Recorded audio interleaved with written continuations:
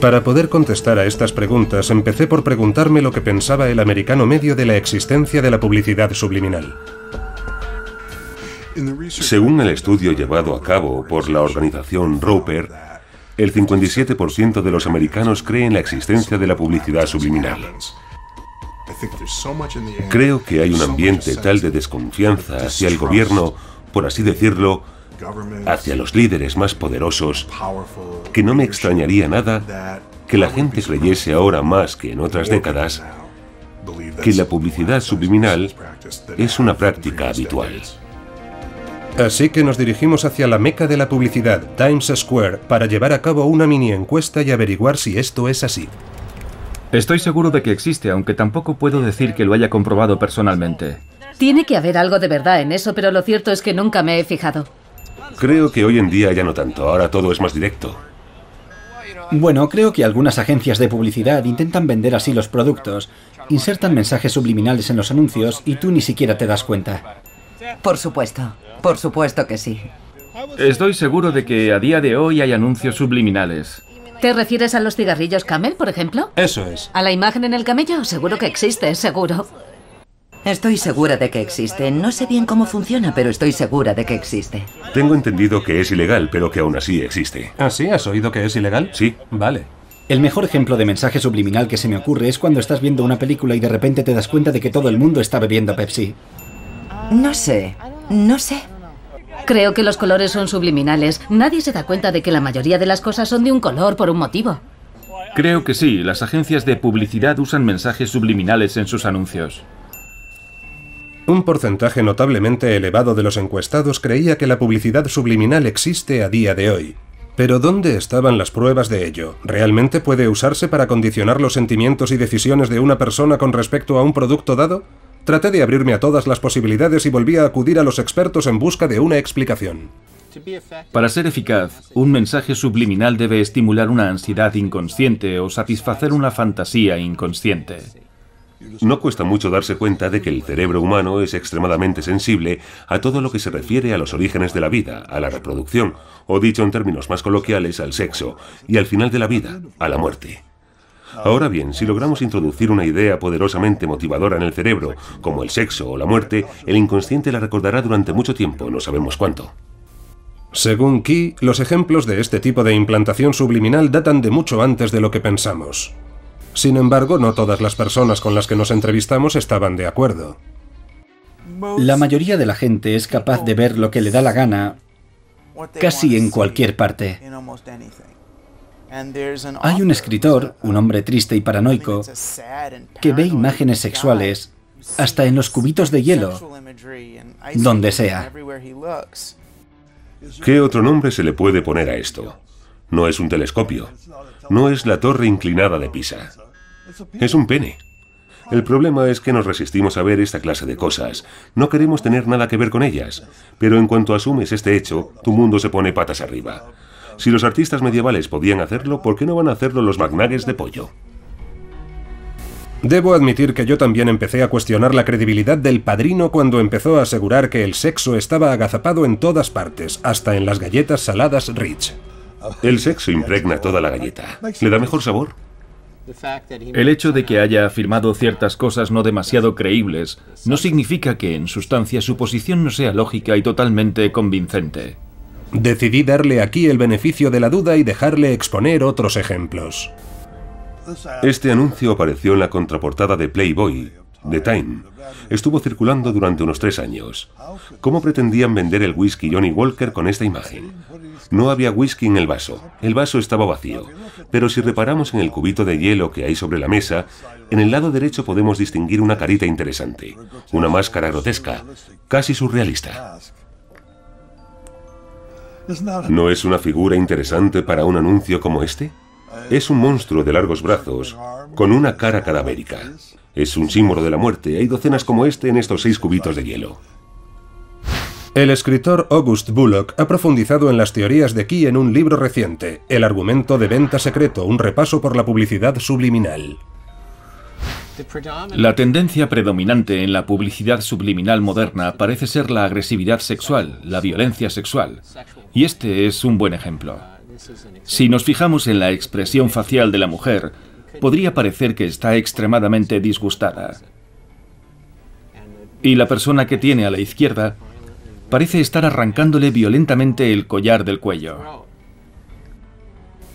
Bueno, esto favorece la idea de que las mujeres son víctimas y de que a las mujeres les excita ser víctimas y de que es crucial mantener el status quo en nuestra cultura. Y así es como se convence también a los hombres de que esta mujer merece ser violada. Quiere que le hagan daño. Basta con mirarla. Este anuncio de Benson & Hedges apareció por primera vez en la contraportada de la revista Time y también en la revista We. En el plano consciente, el anuncio promete excitación sexual, pero a nivel inconsciente estimula la ansiedad sexual. Y el motivo es que han retocado la espina dorsal de la mujer para que parezca un falo erecto. La ansiedad está asociada con el consumo de tabaco. Todos sabemos que la gente fuma más cuando está nerviosa, así que tiene todo el sentido del mundo que si pones a alguien nervioso, eso le haga fumar más. Si realmente te propones poner a alguien nervioso y no sabes cómo gestiona la ansiedad, vale que tú solo quieras que esa persona se encienda un cigarrillo, pero no sabes qué otra cosa es capaz de hacer.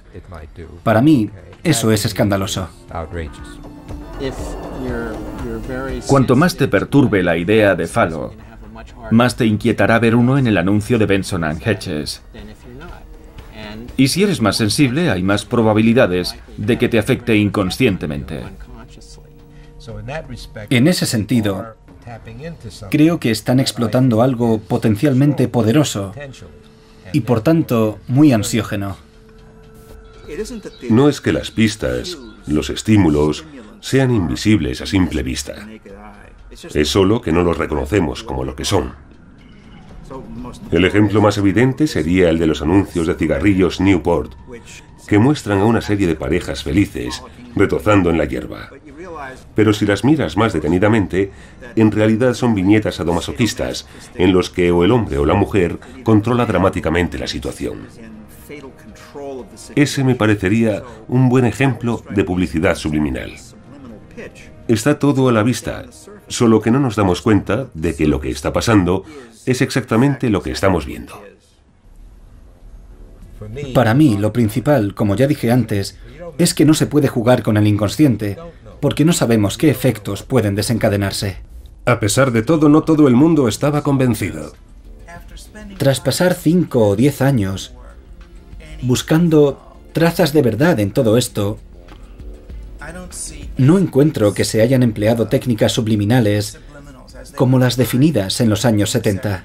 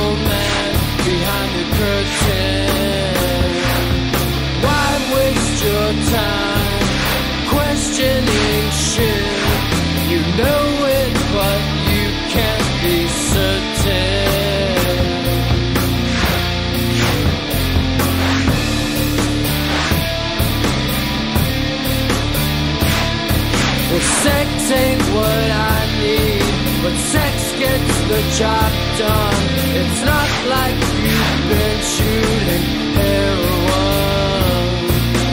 Buy a new wardrobe, buy a new Audi. Don't wonder where. He trabajado en agencias de publicidad, he trabajado con gente malvada y nunca, jamás, he visto a nadie hacer nada de esto. Aparte de su carrera musical con Devo, Mark Mothersbaugh también es el fundador de Mutato Música en Los Ángeles.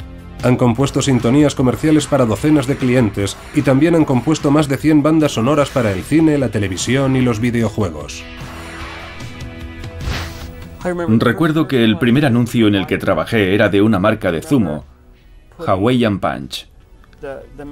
Y recuerdo que inserté el mensaje "el azúcar es malo para la salud" muy discretamente por debajo de la música. Y estaban todos los ejecutivos y los creativos en el estudio marcando el ritmo con sus bolígrafos y diciendo "sí, sí, ese es el espíritu de Hawaiian Punch", y canturreando la canción. Y nosotros nos mirábamos pensando, nadie se ha dado cuenta aún de que hemos dicho que el azúcar es malo. Acabaron comprando la canción y la emitieron en todo el país. Y encontramos toda una lista de cosas que podíamos colar fácilmente en un anuncio sin que nadie nos lo impidiese. Debió funcionar, porque recuerdo componer una canción para un anuncio de Levi's diciendo algo así como "este es el uniforme del paquete". Y no sé, pero ahora todo el mundo lleva vaqueros, así que debió funcionar. Supongo que a Levi's le ayudó.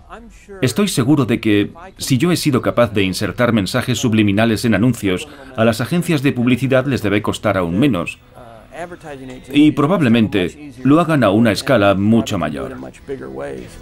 Así que me puse personalmente en contacto con las mejores de Madison Avenue para ver qué tenían que decir acerca de estas alegaciones.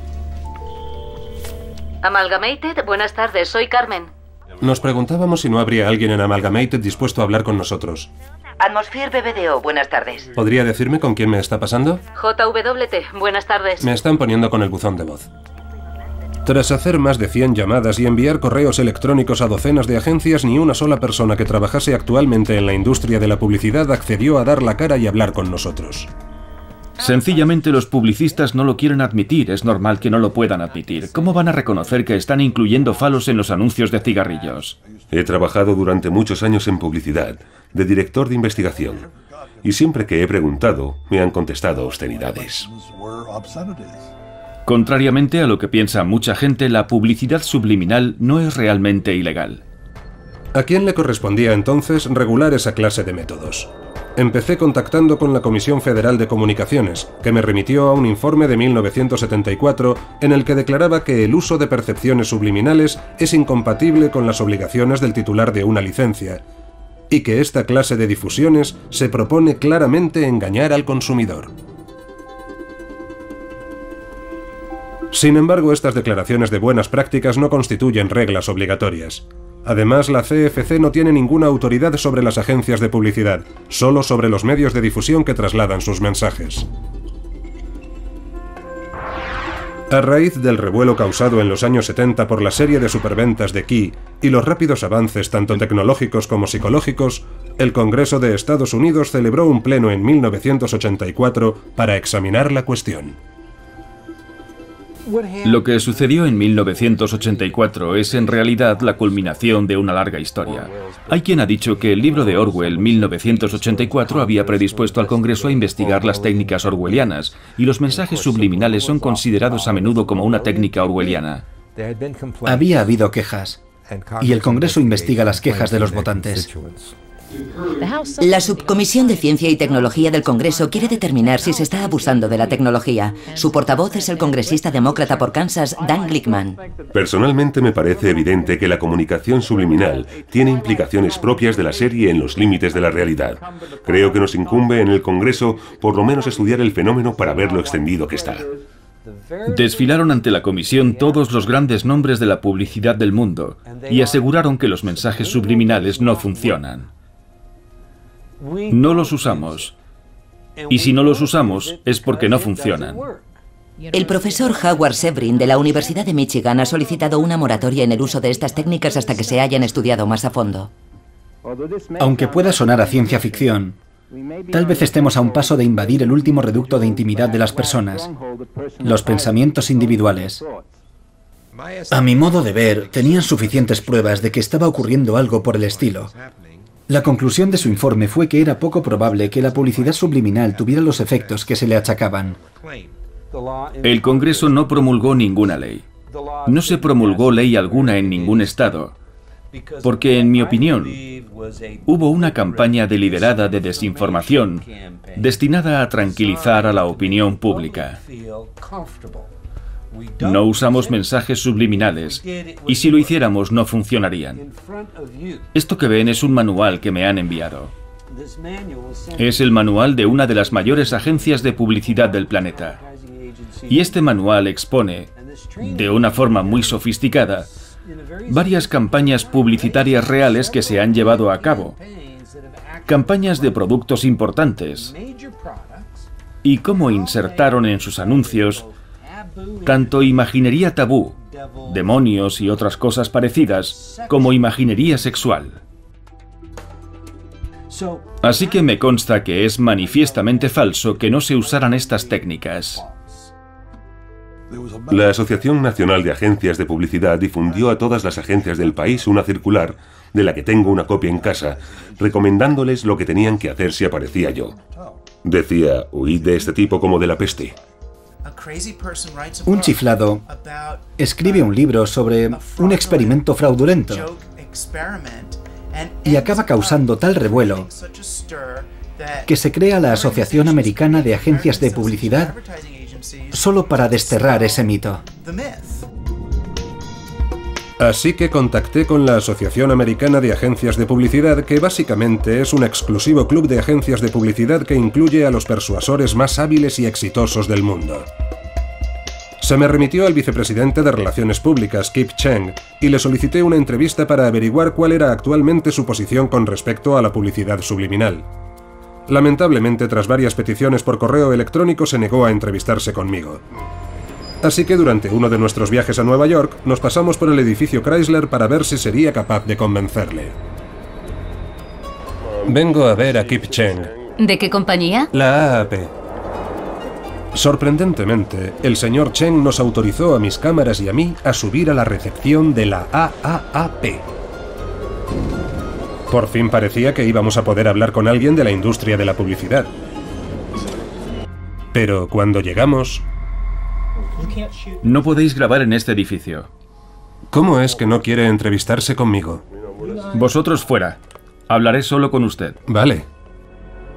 Tras expulsar a mi equipo, me llevó a su despacho y me dio una charla sobre lo mal que estaba hacer un documental como este. También me explicó que podría ayudarme si quisiese, pero que no lo iba a hacer. Aún hoy, sigo sin entender por qué el señor Cheng nos dejó subir. No puedo evitar preguntarme si no estaría intentando ocultar algo. Estamos hablando de que la gente está sometida a los mensajes subliminales desde que nace hasta que muere. Posiblemente haya gente desequilibrada que pierde la cabeza y acaba cometiendo crímenes horribles por la influencia de la publicidad.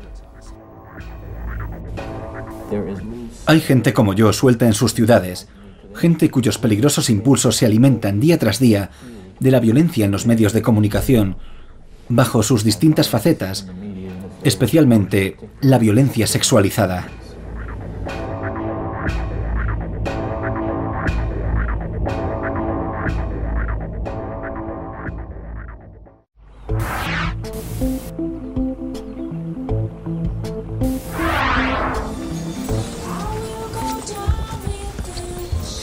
Escuchen el hilo musical de este centro comercial. ¿No notan algo extraño? En 1979, la revista Time publicó un artículo sobre un inventor llamado Hal C. Becker. Su creación recibió el sencillo nombre de caja negra. Si entra en una tienda es probable que oiga esto. Pero lo más probable es que nunca haya oído esto. Soy honrado. Soy honrado. Es un mensaje subliminal. Suena tan bajo que ni siquiera somos conscientes de oírlo. Lo comercializa una compañía de Oregón, Proactive Systems, para evitar los robos en las tiendas. Ahora el mensaje está ahogado por el nivel de ruido. Por mucho que uno preste atención en la tienda, no lo oirá conscientemente. Para oír el mensaje basta con subir esto. Ahora podemos oír el mensaje. No soy un ladrón. No soy un ladrón. Soy honrado. Actualmente, al menos 50 centros comerciales del país han cambiado el hilo musical por los mensajes subliminales. La idea no es atrapar a los ladrones, sino disuadirlos de robar. No podemos cambiar a la gente, solo hacer que la gente honrada siga siéndolo. Pero podría haber otros comercios que utilicen dispositivos similares para decir cosas como: entra y compra todo lo que puedas, estamos de rebajas. Sospecho que con este tipo de dispositivos a lo que nos estamos aproximando es al control mental. Puesto que hay música ambiental sonando ininterrumpidamente casi en todas partes, ¿es posible que se le añadan mensajes subliminales ocultos para impedir los robos o aumentar las ventas?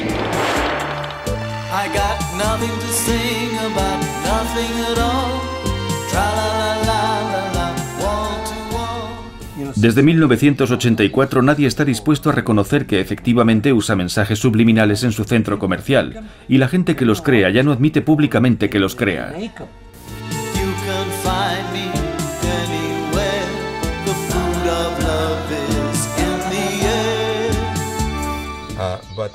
Si hablamos de instalar una caja negra que emite mensajes subliminales en una zona extendida, con gente deambulando por todas partes, tengo mis dudas. Una vez más, tengo reparos éticos. No sabemos qué efectos devastadores puede tener eso sobre la gente.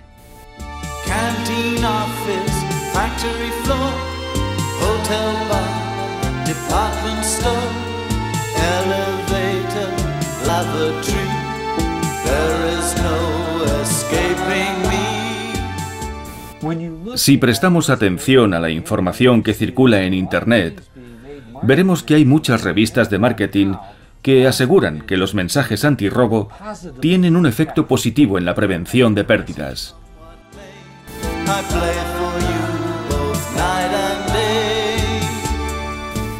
Según el artículo de la revista Time, una cadena sin identificar de la costa este habría reducido los robos en un 37% durante el periodo de prueba. Becker llegó a sugerir que las empresas podrían estar bombardeando a sus empleados con mensajes subliminales, alentándolos a ser más productivos y a estar más motivados en su trabajo.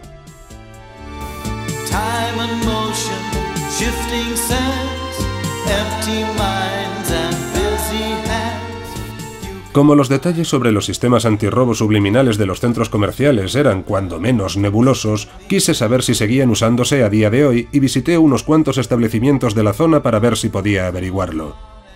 Nos preguntábamos si ponéis mensajes subliminales en la música porque nos han dicho ¿no lo hacéis? No, en los almacenes Target no lo hacemos. ¿No hay mensajes subliminales en la música? Lo único que emitimos es lo que sale por la televisión, esa clase de cosas. ¿Nada más? Vale. Pero voy a tener que pediros que os vayáis del establecimiento. Vale. Afortunadamente, el asistente de gerencia con el que hablamos en esta otra tienda era un poco más accesible. Estaba escuchando la música que ponéis aquí y me estaba preguntando si ponéis mensajes antirrobo subliminales mezclados con la música audible. No que yo sepa. Por desgracia, no pudo ayudarnos más. ¿Y tú eres el asistente de gerencia? Sí. ¿Y hay alguien con quien podríamos hablar si quisiéramos averiguarlo? Es solo música normal. ¿Crees que es posible que estén enviando mensajes a través de vuestro hilo musical del tipo compra o gasta o consume u otros por el estilo? La música que ponemos es la misma que oirías en la radio o en una película de Disney. Música de la radio. ¡Disney! Sin embargo, tuvo la amabilidad de remitirnos a un número de teléfono gratuito, 1-800-Toys-R-Us. Llamamos y dejamos un mensaje, pero nunca nos contestaron. Así que si los grandes almacenes siguen incorporando mensajes subliminales en su hilo musical, parece que hay muy poca gente que esté al corriente. Y quienes lo están, no están por la labor de hablar de ello.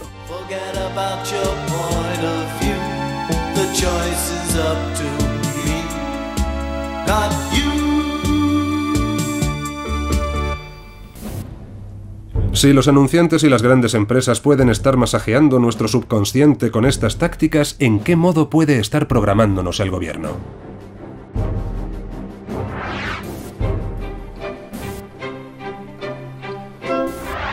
En la campaña presidencial de 2000, George Bush atacó a su contrincante Al Gore con un anuncio. Con el plan de recetas médicas de Bush eligen nuestros mayores. Al final del anuncio ponía, los burócratas deciden, y durante una fracción de segundo, un tercio de segundo, aparecían las letras de la palabra ratas en grande. Cuando se destapó esto, fue muy debatido durante varios días en los informativos. En la industria de la publicidad, hay quien cree que la inclusión de la palabra ratas era intencionada, aunque no estuviera diseñada para mandar un mensaje subliminal o subconsciente. No puede ser un accidente. Will Robinson es un consultor de medios demócrata, aunque no está relacionado con la campaña de Gore. Le parece poco plausible que nadie reparase en la palabra ratas mientras se estaba produciendo el anuncio. Alguien tomó la decisión de emitir esa palabra e incluirla en el anuncio, y se esforzó mucho por asegurarse de que así fuera. Los responsables de la campaña de Bush lo negaron y dijeron que había sido un accidente. Sino que se lo pregunten al responsable del llamado anuncio de las ratas, el consultor republicano Alex Castellanos. Puedo decírselo más alto, pero no más claro. Yo no estaba al corriente. Es ridículo. Hasta donde yo sé, el detalle de las ratas no es una estrategia secreta para ganar las elecciones.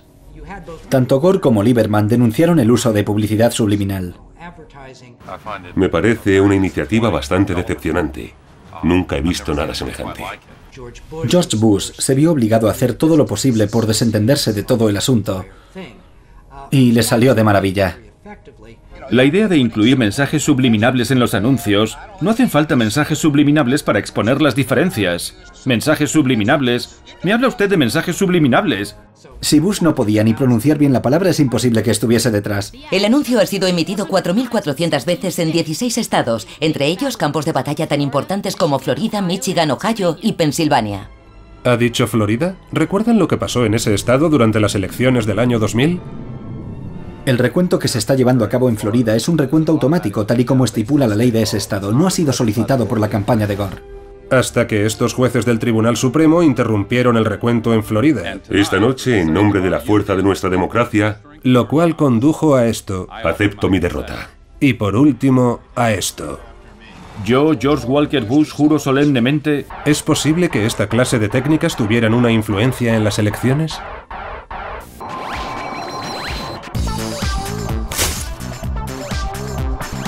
Esta semana en el Sensei de la Ciencia... ¿Os acordáis de la publicidad subliminal? Un equipo de científicos cognitivos de la Universidad Hebrea de Jerusalén ha demostrado que se puede afectar subconsciente y subliminalmente los pensamientos y comportamientos mediante símbolos de uso corriente. Pidieron a una serie de voluntarios israelíes que rellenaran una encuesta por ordenador sobre sus opiniones acerca de una serie de temas centrales del conflicto israelo-palestino, pero insertando imágenes subliminales de la bandera israelí entre las preguntas y respuestas de la mitad de los voluntarios. Las imágenes duraban 16 milisegundos, una velocidad que no podemos reproducir aquí. Lo lógico sería que la presencia de una imagen tan fuertemente nacionalista polarizase a la gente en un extremo político u otro. Pero en este caso, la imagen subliminal de la bandera alejó a los sujetos de ambos extremos del espectro político y los volvió más moderados comparados con el grupo de control. Y cuando llamaron a los sujetos después de las elecciones, pudieron confirmar que la mayoría de ellos había sido consecuente a la hora de votar. Esta investigación demuestra que los mensajes subliminales pueden influir en nuestra actitud y nuestro comportamiento. Acabáis de ver el informativo científico del Sensei de la Ciencia. Soy el Sensei de la Ciencia y apruebo este mensaje. Tras llegar al poder en 2001, el gobierno de Bush y toda una serie de administraciones públicas y grandes corporaciones fueron acusados de usar videocomunicados para vender sus políticas. Me pregunté si este tipo de manipulación mediática podía incluirse en una definición más amplia de subliminal. Generalmente, los videocomunicados son creados por agencias de relaciones públicas para comunicar un mensaje específico de parte de un cliente, ya sea un político, una corporación o una administración pública. Amy Goodman presenta Democracia Ahora, unos informativos globales independientes y sin ánimo de lucro emitidos en más de 500 cadenas de radio y televisión de Estados Unidos y el resto del mundo. Hay que combatir el uso de los videocomunicados en este país, a todos los niveles. Los emite el gobierno, los emiten las corporaciones. Cuentan con falsos reporteros que en realidad son profesionales de las relaciones públicas y envían estas piezas a redacciones de prensa de todo el país. Así que la gente ve estos programas y se cree que son informativos. Pero en realidad, estos supuestos informativos no son reportajes, son publireportajes disfrazados de reportajes. Alguien intenta venderte un producto, pero lo presenta como si fuese un reportaje objetivo y contrastado, cosa que por supuesto no es. Aunque no sé si se puede considerar como publicidad subliminal, Sí creo que forma parte de todo este entorno en el que funcionan muchos de nuestros medios de comunicación, al margen de nuestros radares, por debajo del umbral de nuestra conciencia. Hay cientos de cadenas. ¿Es posible que lo estén haciendo todas? Pero lo importante no son las cadenas, son los dueños de esas cadenas. Y la cuestión de los monopolios mediáticos es crucial. El auge en el uso de los videocomunicados tiene mucho que ver con la existencia de los grupos mediáticos, ya que en nuestro país hay cada vez más cadenas de televisión en manos de menos personas, y cada vez hay más recortes presupuestarios en las redacciones de estas cadenas. Si nos fijamos en nuestro entorno mediático, donde apenas 5 o 6 compañías controlan la inmensa mayoría de los medios de comunicación del mundo, y colaboran juntas, y comparten miembros en sus juntas directivas, y otras cosas por el estilo, creo que tendremos que ampliar nuestro concepto de lo que es una conspiración, al igual que creo que hay que ampliar el concepto de subliminal. Están usando nuestras ondas y tienen la responsabilidad de hacerse eco de todo el espectro de opiniones y buscar la verdad, en vez de emitir informativos disfrazados de contenidos propios, cuando no son más que propaganda gubernamental o corporativa.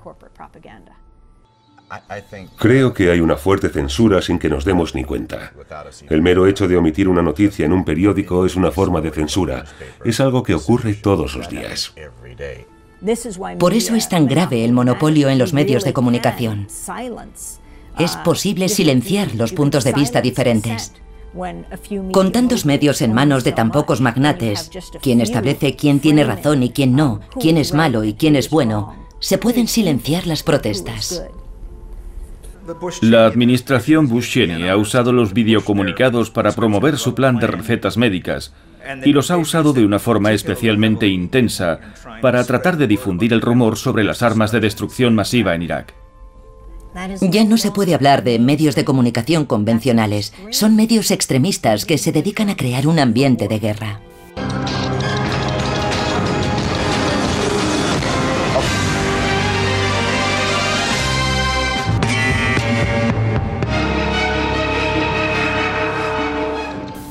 Era hora de dirigirme a la capital de nuestra nación para hablar con algún político sobre este tipo de manipulación mediática. Ha sido una campaña caracterizada por la desinformación y la manipulación. La guerra en Irak ha estado basada en la mentira. Es un hecho generalmente aceptado y es interesante que no haya tenido consecuencias. La administración ha caído en lo más bajo. Ha usado los medios de comunicación de una forma muy concreta para engañar a toda una nación. Las armas de destrucción de Irak Una clara amenaza para Estados Unidos. Tiene docenas de misiles balísticos. ha financiado y albergado terroristas. Ha costeado ataques suicidas. Armas químicas. Armas biológicas como Anthrax y otras toxinas. Suficientes agentes biológicos y químicos para matar a millones de personas. Este tipo de comportamiento debería entrañar consecuencias penales. Recuerdo a la secretaria de Estado diciendo que había que declararles la guerra a ellos antes de que ellos nos la declarasen a nosotros. Sencillamente no tiene sentido seguir esperando. Hay que tomar medidas antes de que sea demasiado tarde. Si no tomamos cartas en el asunto cuanto antes, podría producirse una catástrofe en cualquier momento. Creo que es a la vez algo subliminal y extremadamente obvio. En esa escalada de protestas, suben los niveles de alerta y la gente se asusta cada vez más. ¿Qué hace el miedo con la gente? En primer lugar, le bloquea el pensamiento. Y si continúas metiéndole en la cabeza que está en peligro todo el tiempo, la gente no se parará a pensar. Nuestra responsabilidad como periodistas es decirle a la opinión pública qué medio cobra de qué corporación o qué medio representa al gobierno. Si no, es imperdonable. Los medios de comunicación son nuestro acceso al mundo y es absolutamente crucial que podamos fiarnos de ellos. Porque a fin de cuentas, cuando la gente está aterrorizada, cuando la gente se ve atacada, cuando la gente está marginada, eso no nos hace sentir más seguros. Nuestro estado natural es la paz, no la guerra. Hay que plantar cara a quienes nos conducen a la guerra.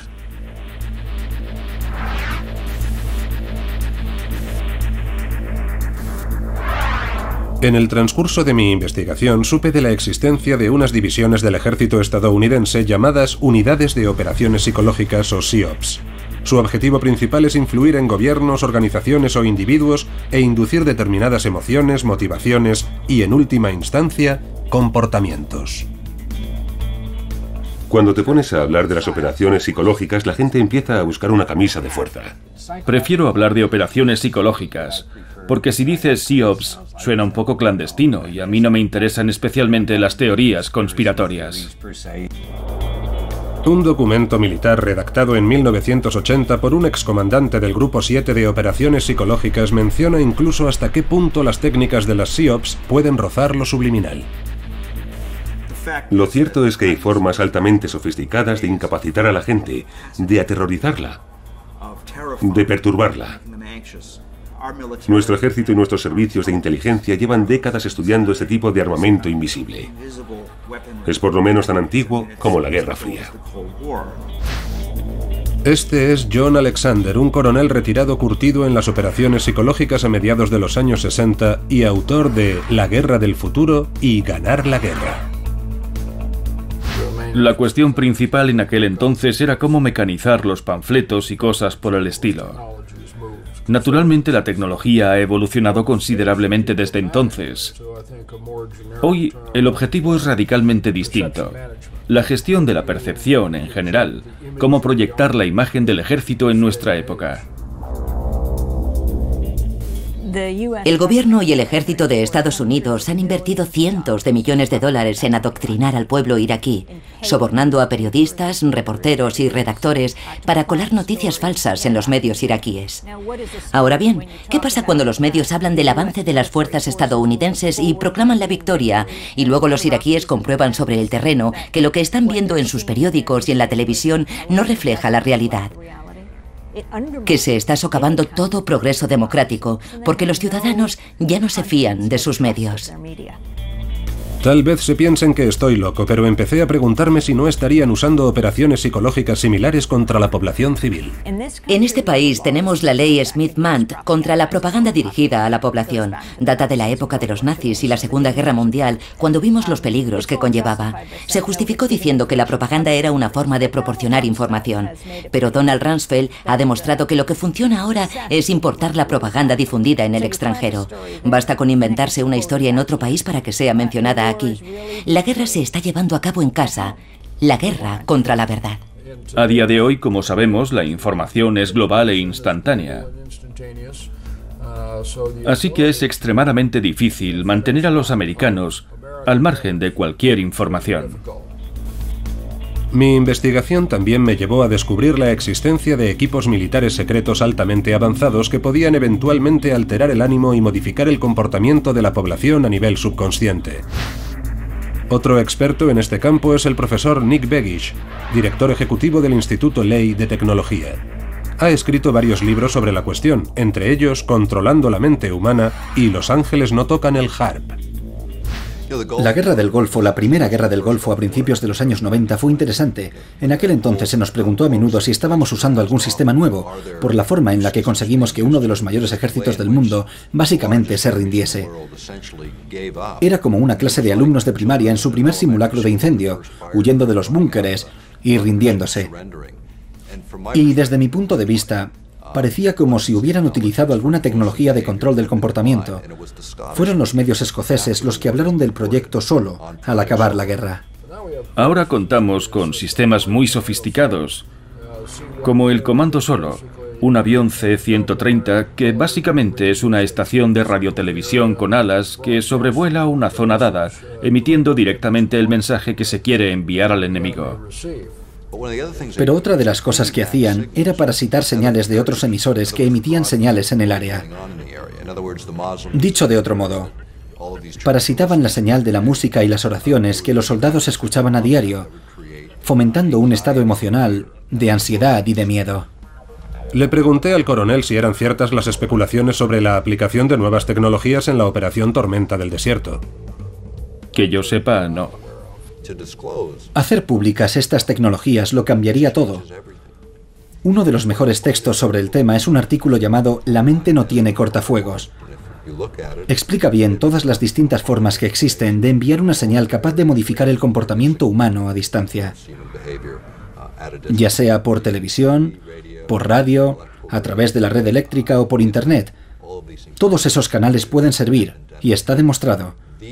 Como la población americana no aceptaría estas técnicas de las que estamos hablando, por considerarlo una violación de la Constitución, la única forma posible de introducirlas es en un entorno de miedo. ¿Y en qué clase de entorno vivimos hoy? Es de lo que hablaba Occam, la navaja de Occam. Lo más simple es lo que funciona.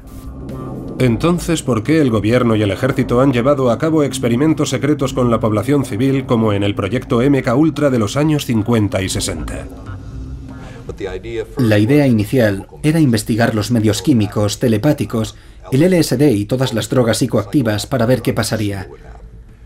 También empezaron a investigar medios electromagnéticos, ya entonces, para manipular el comportamiento. Al final salió a la luz. La Comisión Presidencial acerca de las actividades de la CIA dentro de Estados Unidos terminó demostrando que la CIA, el FBI y otras agencias estaban implicadas en el uso de técnicas de control mental en ciudadanos americanos sin su consentimiento. Y la operación MKUltra se inscribía en ese contexto. ¿Y qué decir de las técnicas que empleó el FBI contra David Koresh y los davidianos durante el asedio de Waco en 1993? Y en lo que parece ser el giro más extraño hasta el momento, también han estado bombardeando el santuario del fan del rock Koresh con cantos tibetanos, emitidos por unos altavoces a un volumen cada vez más elevado.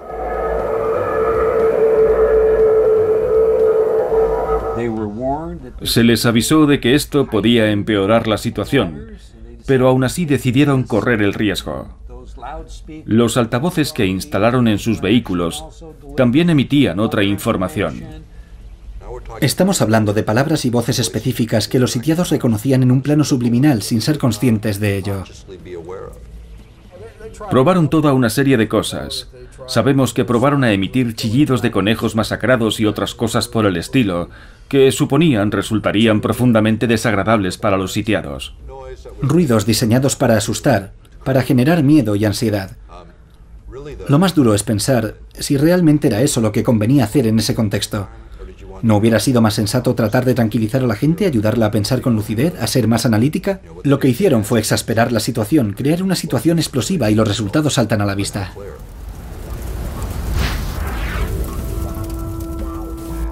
Lo más simple es lo que funciona. Entonces, ¿por qué nuestro gobierno y nuestro ejército crearon el proyecto HARP en Alaska?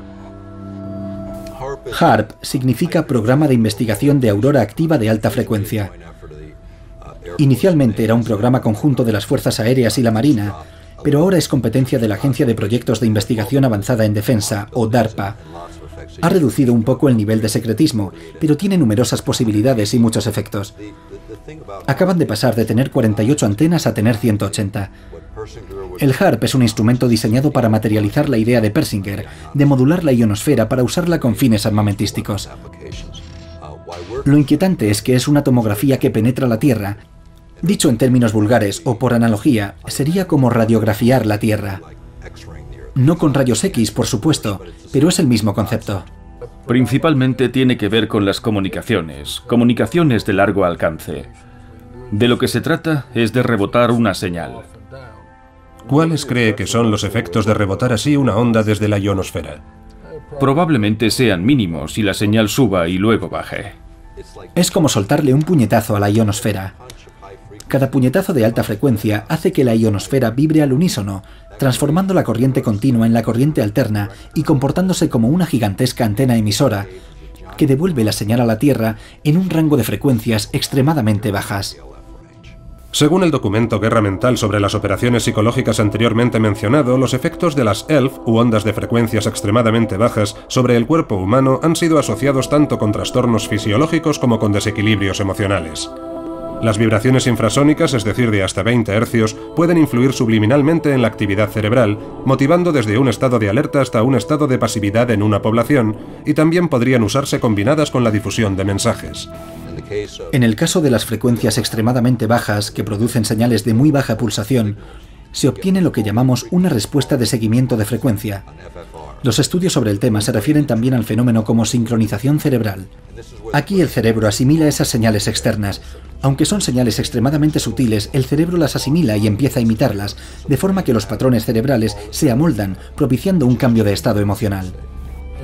En el ámbito de las teorías conspiratorias se habla de todo un abanico de efectos, incluso de convertir en zombies a poblaciones o sociedades enteras y otras cosas parecidas.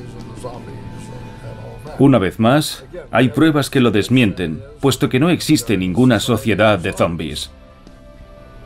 La caja tonta ya se encarga de esa tarea, dicho sea de paso. Si hablamos de teorías conspiratorias, hay que hablar del ejército y del trabajo que desempeña. Su trabajo consiste en barajar todas las situaciones horribles imaginables y luego desarrollar un plan en torno a ellas. Estamos hablando de un grado máximo de conspiranoia, financiada con miles de millones o billones de dólares. Así que, tal y como lo veo, la pregunta ya no es si el gobierno, los publicistas y la cultura popular han logrado programar la nación, sino en qué medida lo han hecho. Y hasta dónde pueden llegar si esto no sale a la luz y se regula.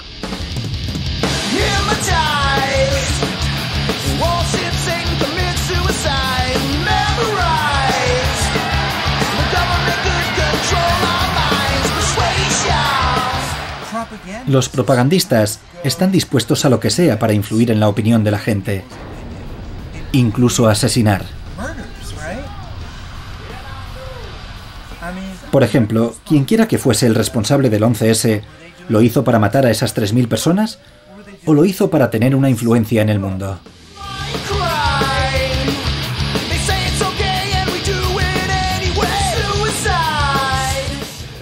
Quieren que la gente obedezca a sus órdenes, pulse botones, haga colas. Le tienen pánico al pensamiento independiente.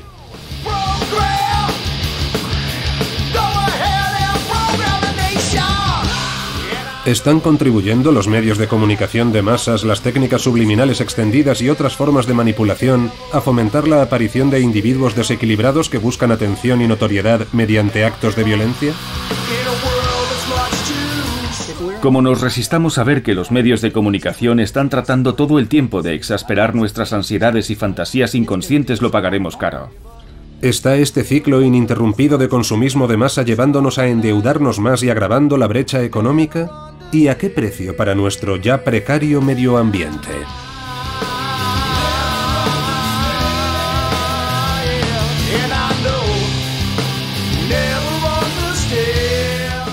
Manipular a la gente es antidemocrático.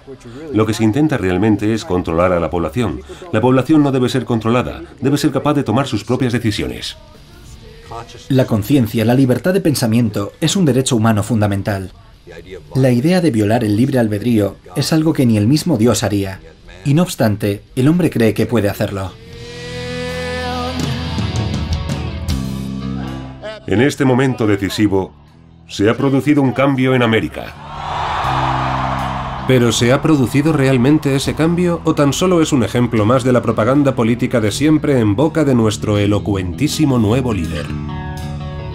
Si ha quedado demostrado que estamos involucrados en una guerra mental, ¿cuánto tiempo seguiremos conectados a estas sofisticadas armas, matando el aburrimiento desde el sofá y distrayéndonos pasivamente sin hacer nada? En Bagdad, 3 soldados... ¿Qué podemos hacer? El glamour de las estrellas. Soy la reina de la opulencia.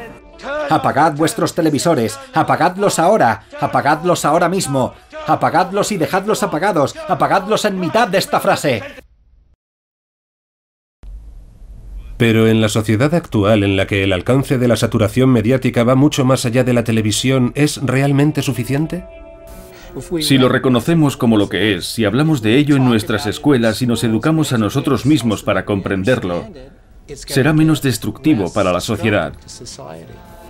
Si un número suficiente de personas se alzase por encima del nivel de nuestro subconsciente y cobrase conciencia de las tácticas de los medios de comunicación e incluso se uniese para boicotearlos hasta que cambiasen sus prácticas, ¿se imaginan la clase de movimiento de masas que tendría lugar?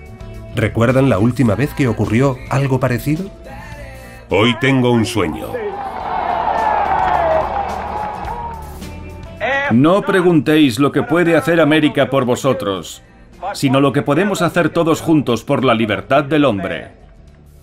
Tenemos que arrojarnos encima de las máquinas y las ruedas, las palancas y todos los aparatos, y tenemos que frenarlos.